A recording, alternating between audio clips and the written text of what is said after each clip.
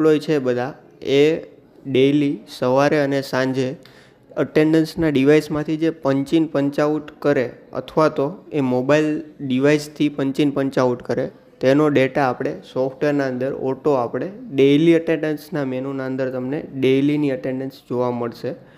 હવે એ જે daily અટેન્ડન્સનું menu છે એના અંદર સૌથી પહેલાં ઉપર આપણી પાસે ઓપ્શન આપેલું છે કે કઈ તારીખનું છે, પછી આપણે કઈ બ્રાન્ચનું આપણે અટેન્ડન્સ જોવી છે એ ઓપ્શન છે. એટલે બ્રાન્ચ વાઇઝ આપણે ફિલ્ટર કરી શકીએ કે કઈ બ્રાન્ચના એમ્પ્લોય કેટલા વાગે આવે છે, કેટલા વાગે જાય છે, કેટલા લેટ આવે છે, કોણ એબસન્ટ છે, કોણ ટ્રાવેલિંગમાં છે, એ આપણને આઈડિયા આવી શકે પર્ટિક્યુલર ડે માટેનો. બીજું કે આપણે સોફ્ટવેરના અંદર ટાઈમ 1, ટાઈમ 2, ટાઈમ 3, ટાઈમ 6 સુધીનો આપણે ઓપ્શન સોફ્ટવેરના અંદર આપેલો છે. એટલે શું છે આના અંદર કે કોઈ પણ એમ્પ્લોય છે એ ટોટલ 6 વખત ઇન આઉટ કરી શકે છે. એટલે મતલબ કે ટોટલ 12 વખત પંચ કરી શકે અને ઇન આઉટ ટોટલ 6 વખત કરી શકે. એટલે આ શેના માટે યુઝમાં લઈ શકાય કે જ્યારે પણ એમ્પ્લોય છે કે કોઈ પણ એમ્પ્લોયનો એક્ઝામ્પલ તરીકે 10 વાગ્યાનો ટાઈમ છે અને એમનો બ્રેક ટાઈમ છે એ 1 વાગે અથવા તો 12:30 કે કોઈ પણ સમયે થતો હોય તો આપણે એ સમયે એમ્પ્લોય છે એ પંચ આઉટ કરીને પાછા જશે અને જે પાછા બ્રેકમાંથી આવે છે ત્યારે પાછું પંચિંગ કરશે. એટલે કે સપોઝ એક્ઝામ્પલ તરીકે 40 મિનિટનો બ્રેક હોય તો 1 વાગે ગયા એટલે 1:40 એમ્પ્લોય પાછા આવી ગયા અને પાછા સાંજે ઘરે જાય ત્યારે પંચ આઉટ કરીને જશે. હવે આ થયું કે આપણે 2 વખત પંચિન પંચ આઉટ એટલે કે ટોટલ 4 પંચ પડ્યા. એવી રીતે આપણે મેક્સિમમ 12 પંચ કરી શકીએ અને 6 વખત ઇન આઉટ આપણે કરી શકીએ એ રીતે. હવે આ આપણે જેમ પંચિન પંચ આઉટ કર્યો એ રીતે એમનો બ્રેકનો ટાઈમ કેલ્ક્યુલેટ થયો. એટલે કે પહેલાં આઉટ ટાઈમ અને બીજો ઇન ટાઈમનો ડિફરન્સ જે છે એ અહીંયા આપણને બ્રેક ટાઈમના અંદર શો થશે. અને જો એ બ્રેકમાં લેટ આવશે તો અહીંયા લેટ બ્રેકના કોલમના અંદર આપણને એની લેટ બ્રેકની મિનિટો આપણને શો થશે. હવે અહીંયા છે ઉપર ડેશબોર્ડના અંદર કે પ્રેઝન્ટના અંદર અત્યારે 3 કાઉન્ટ દેખાય છે. એટલે 3 એમ્પ્લોય આજના દિવસમાં પ્રેઝન્ટ છે. એબસન્ટમાં 0 એટલે આજે કોઈ એબસન્ટ નથી. જો કોઈ તમારે ત્યાં એમ્પ્લોય એબસન્ટ હોય તો આ એબસન્ટના અંદર કાઉન્ટ બતાવશે. ટ્રાવેલિંગ, હવે ટ્રાવેલિંગના અંદર ક્યારે બતાવશે કે કોઈ પણ એમ્પ્લોયે મોબાઈલના અંદરથી પંચિન પંચઆઉટ કરેલું છે તો એ બધા એમ્પ્લોય ટ્રાવેલિંગ તરીકે ગણાશે. અને જો આપણે એવું સેટઅપ પણ સોફ્ટવેરના અંદર છે કે ટ્રાવેલિંગવાળા એમ્પ્લોય હોય એના અંદર આપણે કોઈ પણ પ્રકારની પેનલ્ટી ના લગાડવી હોય લેટ કે ટુ લેટ કે અર્લી ગોઈંગની, તો આપણે એ સેટઅપ સોફ્ટવેરના અંદર અવેલેબલ છે. પછી છે લેટ કે કોણ આજે લેટ આવ્યું. ડાયરેક્ટ આપણે લેટવાળા ફીચર ઉપર ક્લિક કરીએ એટલે આપણે ડાયરેક્ટ લેટમાં કેટલા લોકો છે એ આપણને ડાયરેક્ટ શો કરશે. બીજું લાસ્ટ ઓપ્શન છે આપણે ઇનકમ્પ્લીટ અટેન્ડન્સ. ઇનકમ્પ્લીટ અટેન્ડન્સ એટલે શું કે એવા એમ્પ્લોઈઝ કે જેમની ઇન ટાઈમ અથવા તો આઉટ ટાઈમ બેમાંથી એક ટાઈમ પડેલો છે તો એને કહેવાશે ઇનકમ્પ્લીટ અટેન્ડન્સ. અને જેવી ઇનકમ્પ્લીટ અટેન્ડન્સ થશે એટલે એ દિવસના અંદર પર્ટિક્યુલર અહીંયા અલર્ટ જનરેટ થશે. અહીંયા લખેલું છે 1 બ્રેકેટના અંદર અને અલર્ટ્સ. એટલે શું છે કે આ એમ્પ્લોયનો કોઈ પણ એક સમય એ પંચઆઉટ કે પંચિન કરતાં ભૂલી ગયા છે. તો હવે એ કેસમાં આપણે શું કરશું કે આપણે એલર્ટ ઉપર ક્લિક કરીએ એટલે એ એમ્પ્લોયની ડિટેલ શો થશે. એ એમ્પ્લોયની ડિટેલના અંદર આપણે ડબલ ક્લિક કરીએ એટલે બેકગ્રાઉન્ડના અંદર એ એમ્પ્લોયનું એ પર્ટિક્યુલર ડેટનો ડેટા આપણને શો થશે. હવે એના ઉપર આપણે ડબલ ક્લિક કરીને અહીંયાથી એમનો મેન્યુઅલી ટાઈમ ચેન્જ કરી શકીએ. અને આ મેઇન અલર્ટ જનરેટ કરવાનો પર્પઝ શું કે આપણે સોફ્ટવેરના અંદર બધી જ પ્રકારનો ડેટા ઓટો જનરેટ થાય છે એમના અટેન્ડન્સના ડેટા ઉપરથી. મતલબ કે આપણે એમ્પ્લોય માસ્ટરના અંદર સેટ કર્યું કે આ એમ્પ્લોય આટલા મિનિટ લેટ આવે તો આટલો ચાર્જ કપાવવો જોઈએ, આટલા મિનિટ વહેલો જાય તો આટલો ચાર્જ કપાવવો જોઈએ, અથવા તો આટલો પેનલ્ટી એમને લાગવી જોઈએ, હાફ ડે થવો જોઈએ, ફૂલ ડે થવો જોઈએ.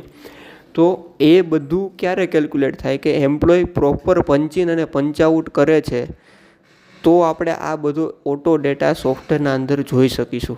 તો ઇફ જો એમ્પ્લોય કોઈ સિંગલ ટાઈમ પંચિન કે પંચઆઉટ નથી કરતા તો એમનો પ્રોપર આપણને જે ડેટા એનાલાઇઝ કરવો છે એ આપણને રેકોર્ડ પ્રોપર મળશે નહીં.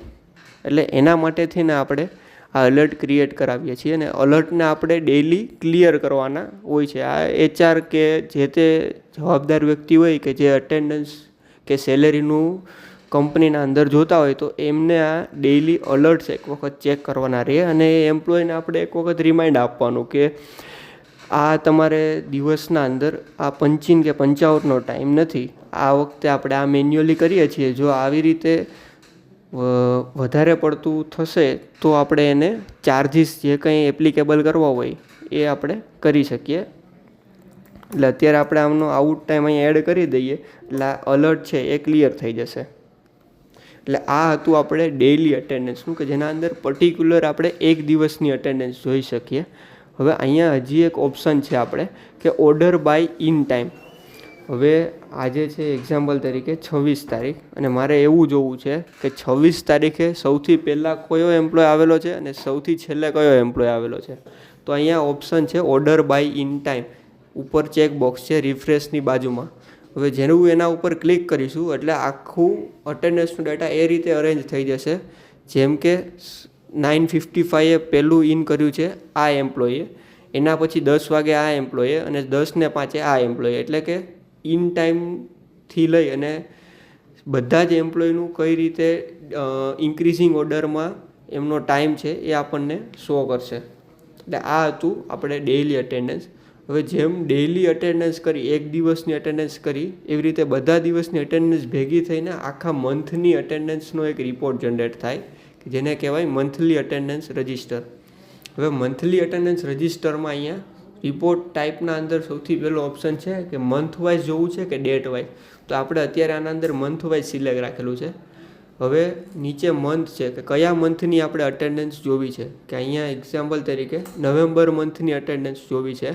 હવે એમાં સ્પેસિફિક એમ્પ્લોઈઝના જે ટાઈપ છે કે પરમાનન્ટ એમ્પ્લોયનું જોવું છે, ટેમ્પરરી એમ્પ્લોયનું જોવું છે, કોઈ સ્પેસિફિક એમ્પ્લોયના નામથી જોવું છે, કંપનીથી જોવું છે, ડિપાર્ટમેન્ટ વાઇઝ, બ્રાન્ચ વાઇઝ, આપણે જે રીતે રિપોર્ટ જોવો હોય એ રીતે આપણે આના અંદર જોઈ શકીએ. અત્યારે આપણે બધા એમ્પ્લોયનું સર્ચ કરીએ તો અત્યારે આપણને કોમન સમરી મળે કે મંથના અંદર આટલા દિવસો હતા, એમાંથી આટલા દિવસો આ એમ્પ્લોય પર્ટિક્યુલર જે છે એ પ્રેઝન્ટ છે, આટલા દિવસ એબસન્ટ છે, આટલા દિવસ વીક ઓફ હતા ને એમને કેટલા દિવસની સેલરી મળી શકે એમ છે એ આના અંદર આપણને શો થશે. પ્લસ એમના આખા મંથના અંદર કેટલા લેટ કાઉન્ટ છે, એનો ચાર્જ કેટલો લાગેલો છે, પછી અર્લી ગોઈંગ છે એનો કેટલો ચાર્જ લાગેલો છે, બધી જ પ્રકારની સમરી આપણને આ મંથલી અટેન્ડન્સ રજિસ્ટરના અંદર જોવા મળશે.